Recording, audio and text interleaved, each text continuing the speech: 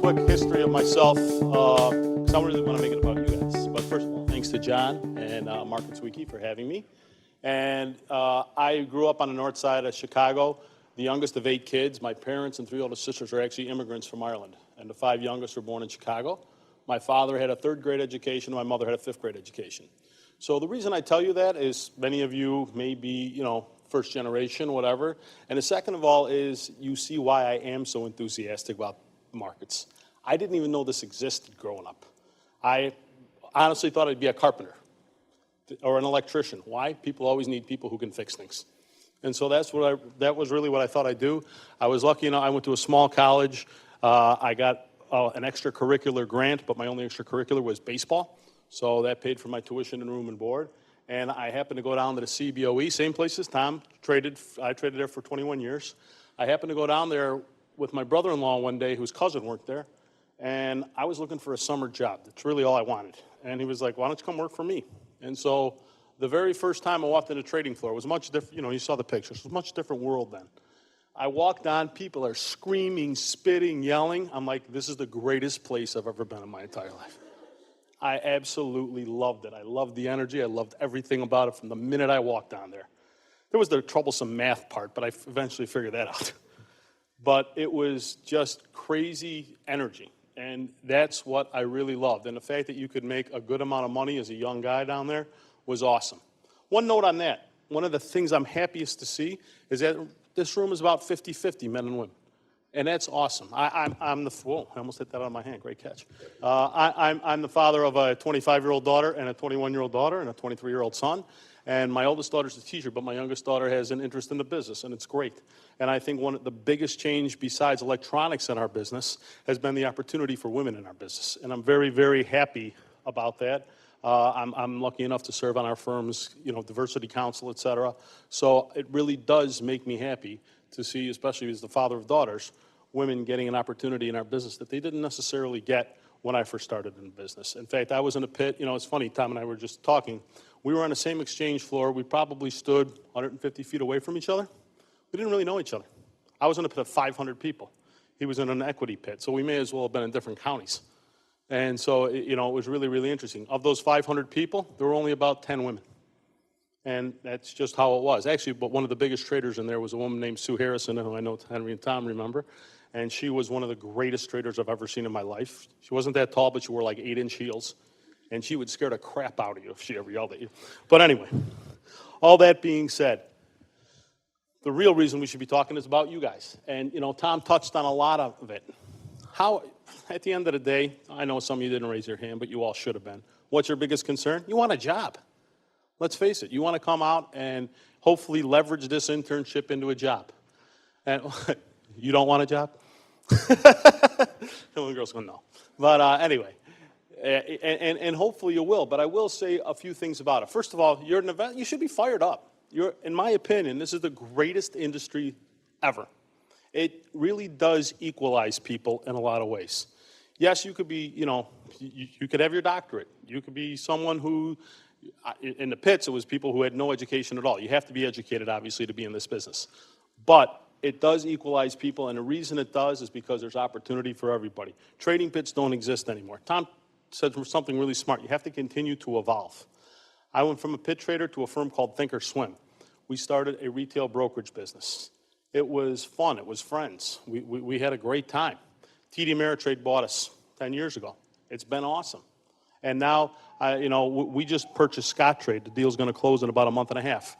When I first started with Thinkorswim, we were so happy when we got our 20,000th customer. I'll never forget it. We had like a big party. We're about to have 10 million customers with TD Ameritrade in a few weeks once we close on a Scottrade deal. So the business, as you work hard, continues to get better. And that's the one thing. I really like Tom's points at the end, but I think one thing he forgot to mention in all of that, all the breaks you get, you know how you get them? You'll work hard. The greatest expression I ever heard is the harder I work, the more opportunity I get. Or the luckier I seem to get. You ever notice how people, they're so lucky. Nobody gets lucky consistently unless you work your tail off. And it's something I preach to our interns. We have 8 interns. Hopefully they're having a lot of fun this summer. We just had our team off-site up at a lake up in Wisconsin. I know they had fun up there.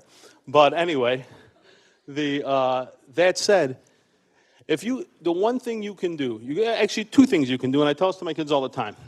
You should go in and nobody should have a better attitude than you. If you don't think you work in the greatest business, you're making a big mistake. And number two, nobody should outwork you.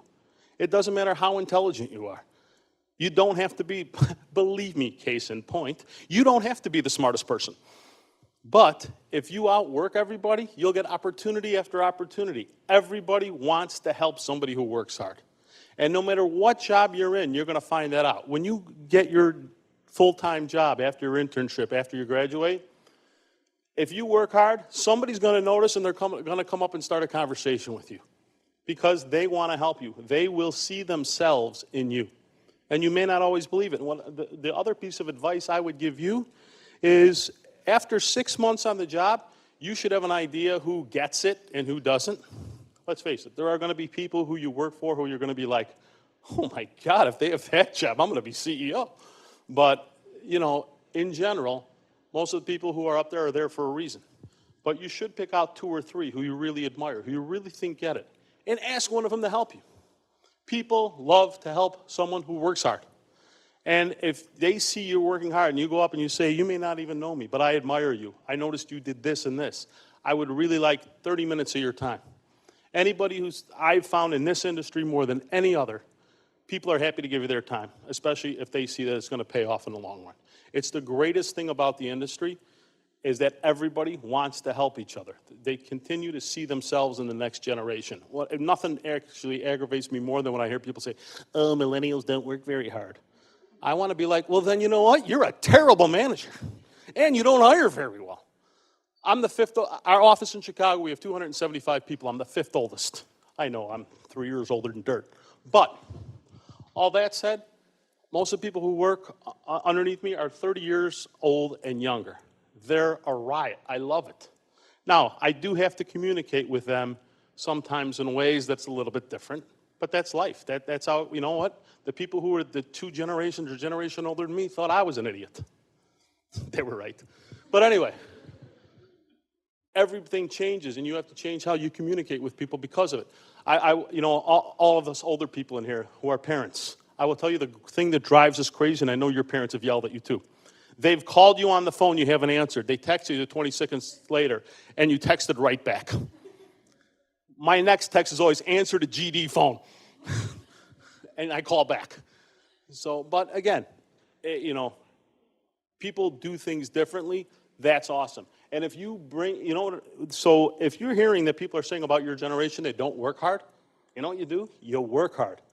And you'll be like, shut up, I'm working my tail off. And you kind of show them what it takes. And really, being successful in this business isn't that hard. Now, I can't say that every day is going to be, all candy and sunshine. There's going to be stuff you hate. That's life. I always tell people 25% of my job I hate. They don't pay me enough money to do it. 25% of my job I love. I do it for free. Just don't tell them. The part that makes a difference is that 50%. I have found the way to make the 50% an absolute riot. You know what that means? 75% of my day is great. How can you ask for more? If you find a way to make 75% of your day great, you are killing the rest of everybody else in America. So when you come into the office and you're fired up and they're dragging, you're like, what's wrong with you? They're like, what's wrong with you? You're like, my life's awesome. What's wrong with you?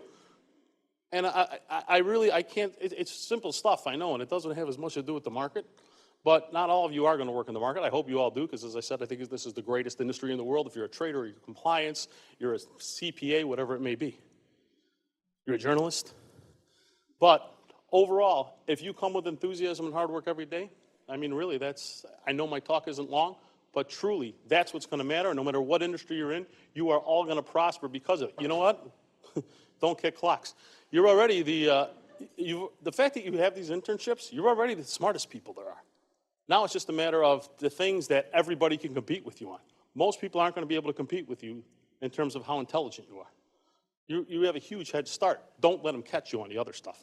The one thing I will say about almost everybody I know who's successful in the market, they're incredibly competitive. Be it backgammon, dance, sports, whatever it is, You know, nothing drives me crazier than to lose to anybody in anything. If I compete against you for that moment, I hate you. But, you know, that's how it is. So if you already have the head start, you can crush almost everybody as long as your attitude goes along with it. All right, John, I kept it nice and short with all that. Thank you all very much.